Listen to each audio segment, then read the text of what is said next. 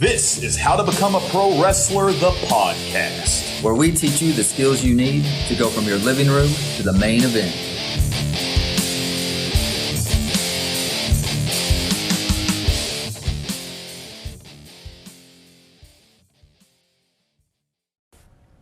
What's up, guys? We got a major topic today, something that anyone who's trying to get their foot in the door in the pro wrestling business wants to learn. Today, I am going to take you through the top 5 things that you have to learn in order to be a pro wrestler. And here's the deal, guys. We're going to go through this list today, and you're going to hear some things. And what the problem is a lot of times is I find that people fail to master any number of these things. And what they do is they get frustrated and they give up.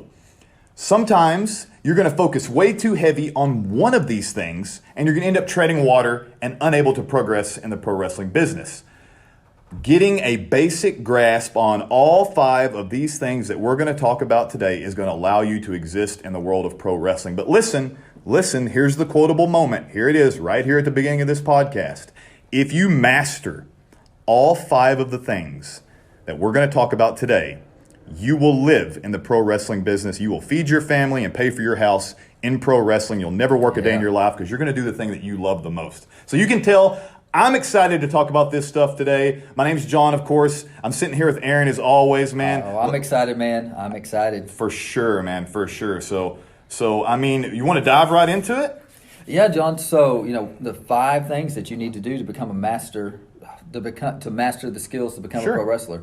So what is the first thing they need to master? So right off the bat, we're going to talk about something that maybe you have some knowledge of, maybe not, maybe you've heard the terms or maybe you've just seen it. Number 1, right off the bat, rolls and bumps. You've heard about bumps, right? So bumps, basically, essentially the art of falling down in pro wrestling. This is where tumbling and gymnastics really come into play in pro wrestling.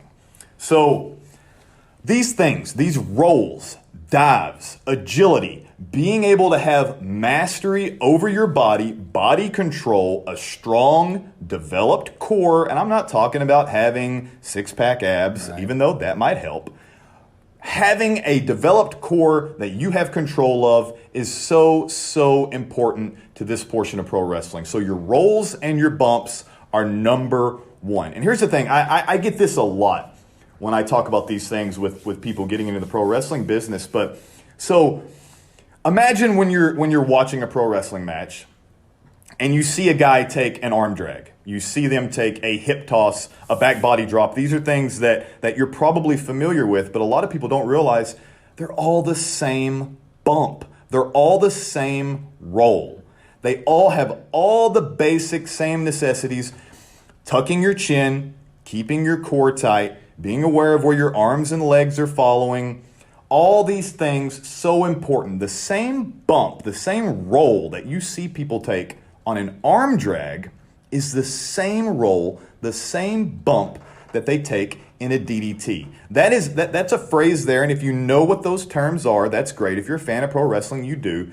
And it's something that no one ever realizes. You're telling me that the move that, in appearance, drives someone's head directly into the ground is actually the same as the one where you take their arm and just throw them over into a flip. It is. It absolutely is. And breaking these things down is how you master this portion. But specifically about bumps.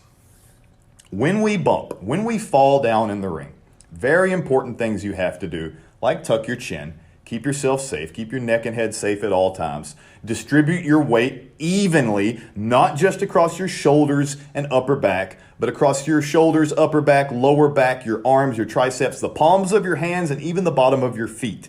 Distributing that weight consistently, evenly throughout your body to absorb that impact. Because I'm telling you right now, and anyone who's maybe had any experience in pro wrestling will know this term, but a lot of people say you've got a limited amount of bumps in your career because they take a lot out of you. They take a whole lot out of you, wear and tear on the body. So learning how to do them properly, developing that toughness, that consistency, and that timing that you need to distribute your weight and keep your body, your joints and tendons and everything safe, super important. So step number 1, master the rolls, master the bumps.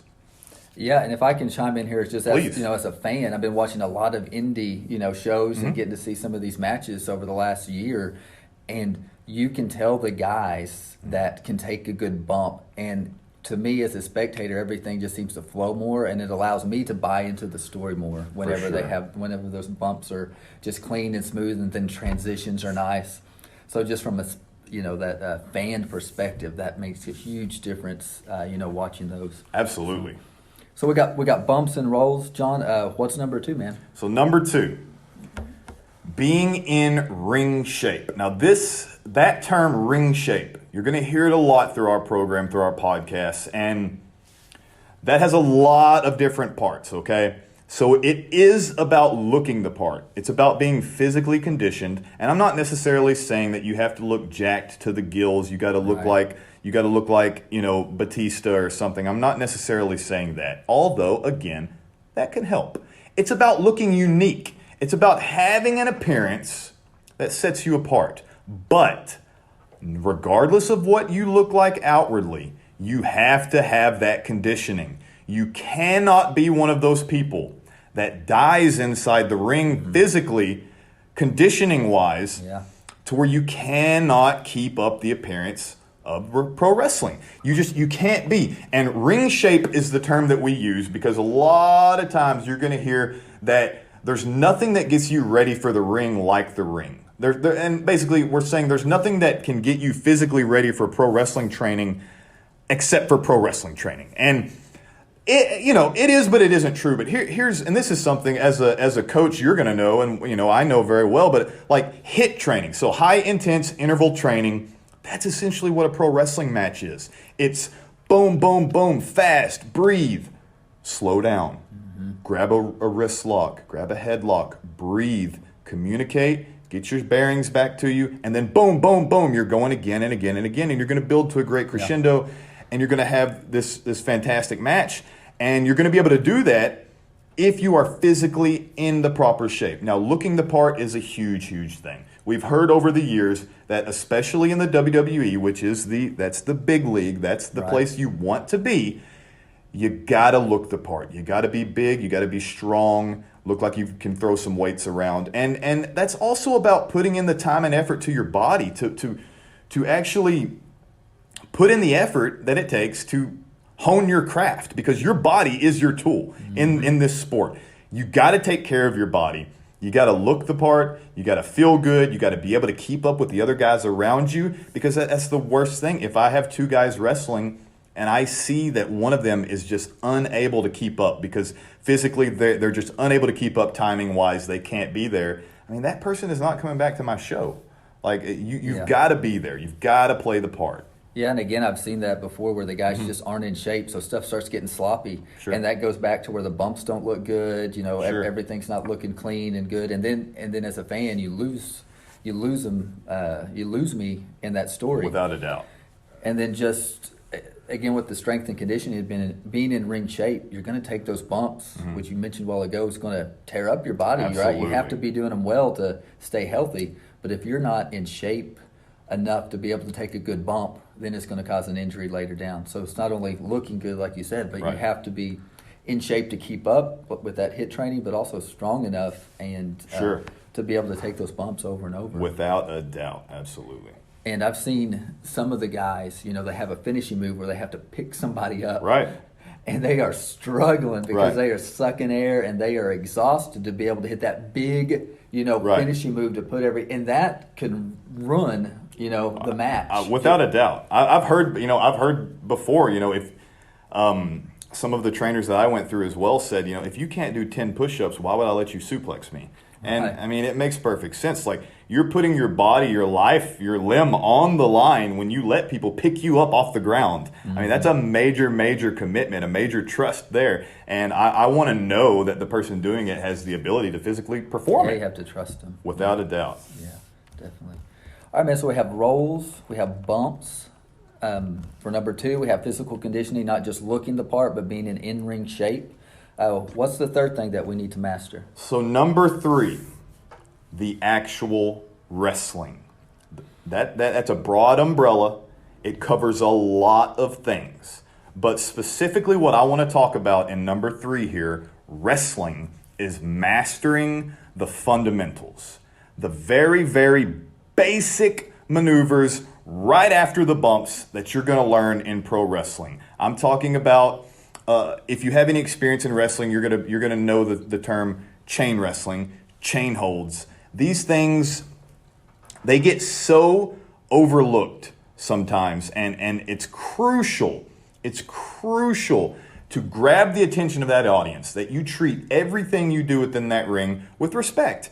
Some people, I see this, we were talking about this, you and I were talking about this the other day, where I see guys have these matches, and I feel like in the first 5 minutes, all they do is they go, okay, this is the first 5 minutes of my match. This is where I have to do some wrestling. So I'll do headlock, wrist lock, hammer lock, and they're just going through the motions without any commitment whatsoever. Like and you know, we can kind of relate this to MMA and mixed martial arts. You have to take this serious, especially since it's so prevalent nowadays. Like there are things nowadays that I think have to be treated differently. This is just a small example, but with MMA being so popular, I don't believe that the classic pro wrestling sleeper hold can work the same way. Right. The fact where you grab, because a sleeper hold is essentially a rear naked choke. And we know from watching MMA that a rear naked choke can end a match in 3 seconds or end a fight in 3 seconds. So in pro wrestling, when you grab a guy in a sleeper hold and he's in it for 3-4 minutes and you're raising the old thing used to be they'd raise their arm 3 times. I love that gimmick though. It is. Okay, and I understand. That was the point I was about to make. It's a sad thing for some people to realize that maybe that has to go away. And now I'm kind of specifically talking about the sleeper hold. There are other instances where you can get away with the arm raise and everything, and we'll talk about that in the future. But specifically with a move that's so universally recognized as a rear naked choke, you've got to treat it differently. But I don't want to harp too much on that one hold. Every hold needs to be taken seriously, from the arm bar to the wrist lock, to the waist lock, and the hammer lock, and the thousands of others that are there. You have to not only learn these things and learn how to seamlessly transition between them, but you have to master them. You have to treat them with respect because they deserve a lot of respect. That used to be the high spot, as we would call it, where you're doing something huge and impressive. Nowadays, you're probably going to have to do a flip to get that across. Back in the day, it used to be that hammer lock. Right. And I'm not saying that needs to come back. I'm saying that you just need to treat it with the same amount of respect that it deserves, that it used to always get, to where people really, really, truly believed in it. So learning these holds, mastering these fundamentals, and the fundamentals that come along with it, holds into your suplexes, into your slams, your hip tosses, your arm drags, all these core fundamental things that we all learn. Just because everyone learns them doesn't mean that they're not important. Actually, what did I just say? The fact that everyone learns them means they are the most important. And I hate the fact that people don't treat them that way. I have seen people discouraged because it's like, I guess I'll do a hip toss there. No. If you treat it with the respect that it deserves, it's great. It can be used in so many different ways. Such a classic thing. So, number 3, the wrestling. Master these fundamental holds and moves that you need to learn, and never ever forget how important they are, and never do them in a way that cheapens how important they are. Yeah, man, that's a great point. And again, from the fan experience, you can tell when those guys are just going through the motions and when they're taking it serious. And one of the things that I pointed out the other day that I've noticed is it realistic? Because sometimes you'll have a bigger, especially these indie shows, you'll have a bigger guy versus a smaller guy. Right. But the smaller guy is getting the bigger guy in these holds, and the guy's not breaking. I was like, there's no way. That it's just not as realistic as it should be. Absolutely. With it. So, man, from a fan's perspective, that chain wrestling, which I enjoy, makes a huge difference. And what you're talking about there, so that particular instance of a big guy, small guy, will segue perfectly into kind of the other half of number 3, the wrestling. So part of the wrestling is not just the physicality of it. It's also what we would call the psychology of it. Making things make sense and telling a story, beginning, middle, and end. Every pro wrestling match is a story. It has a beginning, it has a middle, it has an end. It doesn't matter if it is a 20-minute pay-per-view main event or if it is a 6-minute TV match. They all have a beginning, a middle, and an end, and they should have an over-encompassing story. Yeah. And the psychology of that stuff, the psychology of course, if a 180-pound wrestler grabs a 275-pound wrestler by the wrist and then launches him across the ring against the ropes, it just doesn't make sense. You have to keep these things in mind. The psychology of it. The psychology of if you tell a story in a match where someone has, say, an injury to their leg, their knee, maybe their knee's injured, you sell that for the rest of the match, the psychology of it. Now, psychology, selling, the art of all these things which are under this number 3, this wrestling, these are all things that we go into amazing detail in our upcoming program, Pro Wrestling Academy Online, which I spoke about last week briefly. It's coming in the future, and just as a quick reminder right here as we're kind of in the middle, if you want to be up to date on every single thing that we talk about today in detail and every project that we're bringing to you in the future, I want you to go to Facebook right now, go to the search bar, and type in how to become a pro wrestler. When you do that, you're going to find our logo, red, white, and blue logo. Find it. It's our Facebook group. I want you to request to join that group. It's a private group. Request to join it. We will add you, and you will have access to myself, to Arron, to these podcasts every time they come out, and to any project like that Pro Wrestling Academy Online that is coming in the future. Yeah, for sure. Got to get there and sign up for that. For sure. All right, man. So we got the first 3. What is number 4? Number 4. This is where we go into character development, being a personality.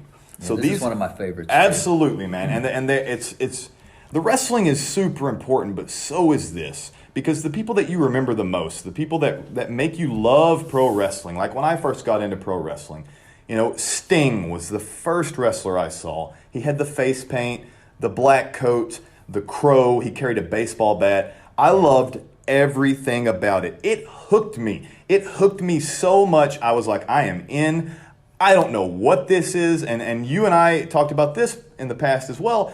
But I was really never a sports guy, never a sports fan. I know that, wrestling and sports, are they the same thing? Sports entertainment versus sports. But I was never into anything that seemed like a sport. And then when I discovered the characters, when I discovered Sting first and then Stone Cold Steve Austin, which really took me, that's what hooked me. That is Sting got me in the door, and then when I saw Stone Cold, I was off to the races. It was like, this is the greatest thing I've ever seen in my life. And it wasn't about what he did bell to bell. It was about who he was as a character. It was everything, the way he walked, the way he talked, the way he dressed, everything about him so unique compared to anyone around him. So number 4, character development. And it's about that. It's about being unique in your appearance and in your personality. Right.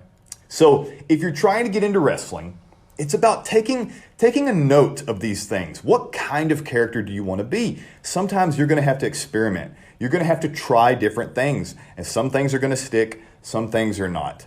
I mean, sometimes you're going to start and think, man, I love Sting. I'm going to paint my face and do this. That might not be the way to go, though. Maybe it is. Maybe that'll work for you, great. But then maybe you realize, hey, I need to spin this a different way. Maybe I need to try something else. I have a friend who wrestles right now, still wrestles to this day.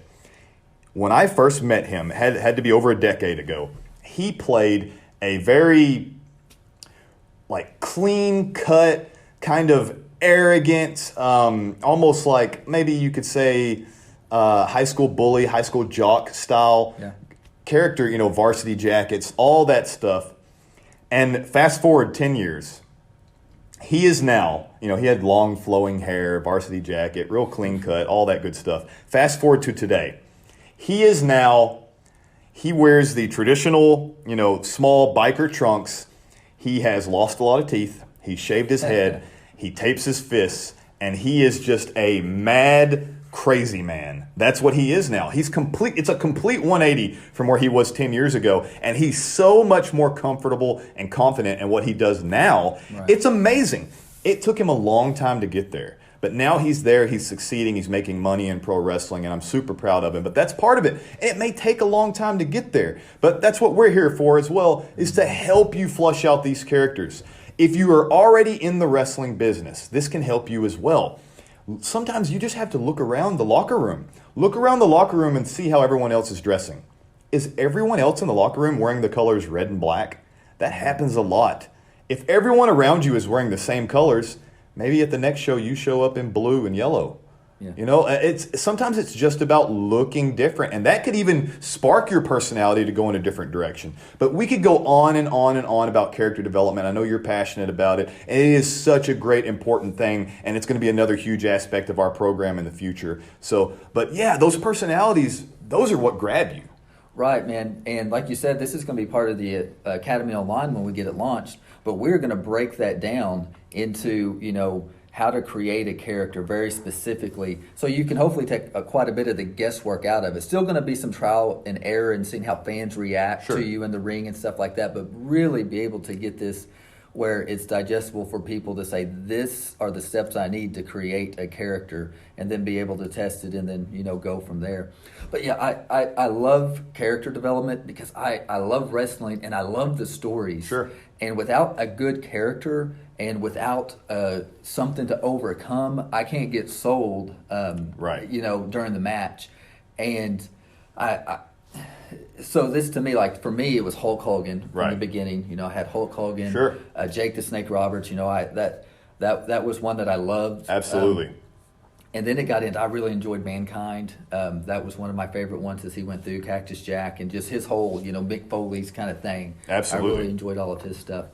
But that character development to me as a fan is just one of the most vital things, because I've been watching recently and I'm having a hard time really relating and getting drawn into these characters that they're developing right now. And to be honest, I've seen some better characters that have sucked me in here at these indie shows. Right.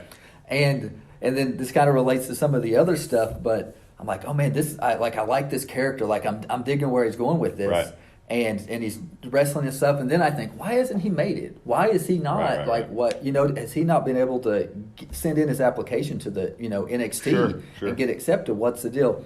And I know, as we've been talking about this before and planning for this, it's one of these 5 things. Maybe he's missing, you know, being able to do everything good. Maybe he's not in good enough shape, or he doesn't look the part, or his character needs a little bit of tweaking or something. It's a piece of the puzzle. But he's missing a piece of that. But I think the character may be one of the hardest things, because you say, you know, you got Stone Cold. Yeah. And he came up as a different character under $1 Million Man and stuff. And working up. And then he finally found his character and what he was. And I think, like, if I think about Hulk Hogan, he had, I think maybe when he first started, maybe a better grasp on that. Yeah. If you listen to him talk, he stole things kind of from people. Absolutely. And put it together. But he also was able to kind of just really get people into that story and then buy into the character, and it was very relatable. You take inspiration from where you can get it, piecing things together from here and there. I've always been a huge comic book fan, and I based my character a lot off of a character from a comic book called The Watchmen, which is a very popular series now, so a lot of people probably know that. And his name was Ozymandias, and his whole thing was, he was a villain, but he was the smartest man in the room, always, and it was just about doing whatever you could do to win, and you know, a lot of more subtle nuances and whatnot to that, which, again, those are things we break down in my personal story and stuff deeper on the actual program. But you couldn't be, you know, more on the point than you were with, like, looking at some of the local guys that you've seen and think, man, I love this guy's character. Everything about him is so entertaining, so interesting, so great. How come he's not further?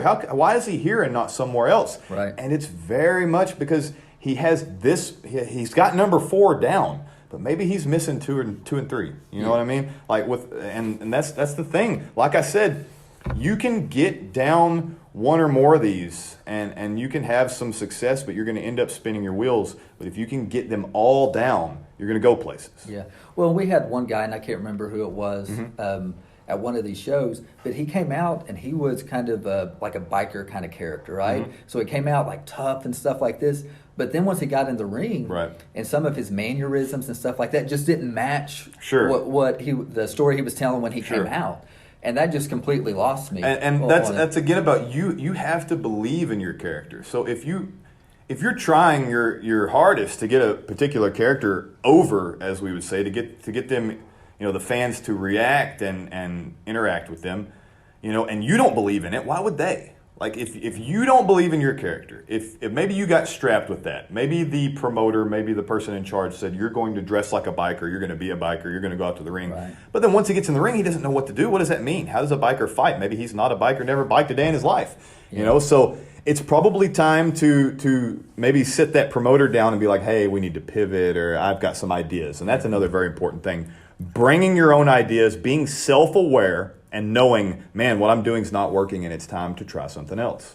Yeah, and I think, if he had that one piece of the character, like I said, in that academy, we'll break that down further on the, what it takes to be able to build that perfect character. Right. But he was maybe missing he had the look, but he was missing the psychology part on how to make that character come alive. Right. But anyway, again, I'm No, it's number great. 4, character creation. But so, man, you ready for the last one? I'm ready. All right, let's give it to him. All right, number 5 in these top 5, your promos, your public speaking ability. Now, this covers, again, a broad umbrella of multiple things, because promos could mean anything from you and a camera, one-on-one, something that's going to be put out there for people to watch and consume on their own. You standing in the ring in the middle of hundreds of people, speaking to a crowd. And it's all about connecting with whoever you're speaking with. And this goes, all these things piece together, right? So there's running threads through all of these different tips. The psychology of everything and the storytelling of everything.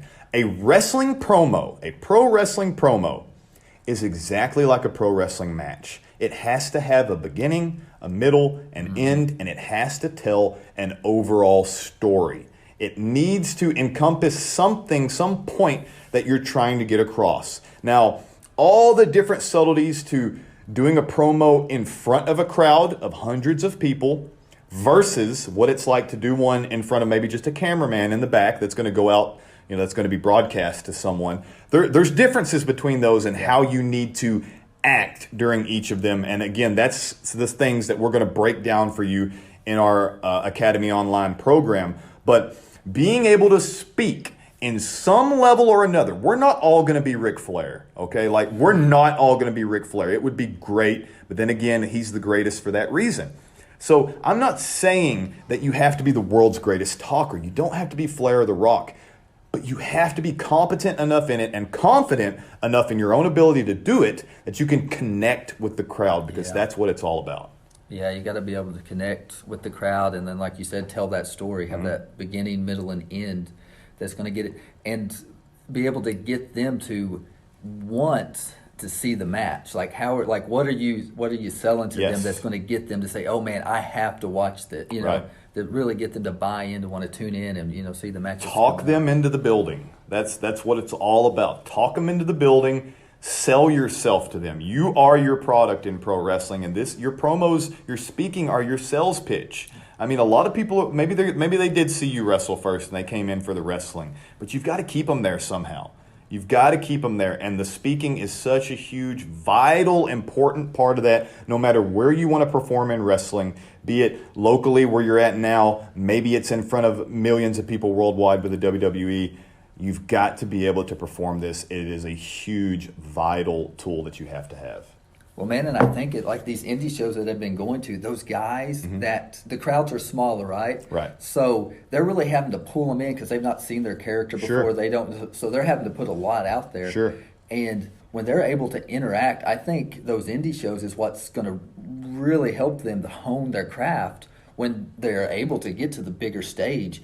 And they're going to get paid more money, because if they can connect with the crowd, that crowd's going to want to come in to boo them or to cheer for them for the next event that's going on. Absolutely, man.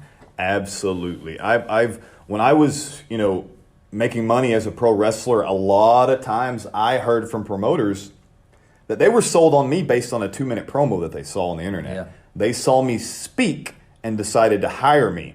They didn't watch my match, mainly because it was 20 minutes long and they don't have that kind of time. But they saw me talk for 2 minutes and they're like, oh, that guy can definitely talk. Let's bring him in and give him a try. I'll watch his match live in my show. I'm not going to watch his match that's already on the internet, but I will watch him speak for 2 minutes. Sell yourself. This is it. This is your commercial, your promos. It's such an important aspect that gets overlooked sometimes, but it can't be. It has to be there. You have to be confident enough to do it. Yeah. All right, man, that's it. We went through all 5. Let's go back real quick and recap. So number 1, rolls and bumps. Number 2, being in ring shape, physical conditioning. Number 3, the actual wrestling. Number 4, your character development and your personality. Number 5, promos, public speaking. That's it. Yeah. The 5 essential things that you have to learn to make a successful career as a pro wrestler. Like I said at the very beginning, most people are going to fail to master any of these things. And what that leads to is frustration and ultimately giving up on their dream. Some people focus way too much on one aspect. Like you said, maybe the person that you saw locally that had a great character, could speak very well. They focused way too much on the things they were strong at, and it garners them brief success here, but they're unable to go anywhere else, and they're just treading water because they're lacking those other parts. If you can get a basic grasp on all 5 of these tips, you can exist in pro wrestling for a long time. If you can master all 5, you will make a full career from wrestling, and you'll never work a day in your life because you'll be living your dream and you'll be a pro wrestler. There you go. All right, man. Well, thank you for listening to How to Become a Pro Wrestler, the podcast where we give you the skills that you need to go from your living room to the main event. And like we always say, don't wait on your opportunity. Take it. There you go, man.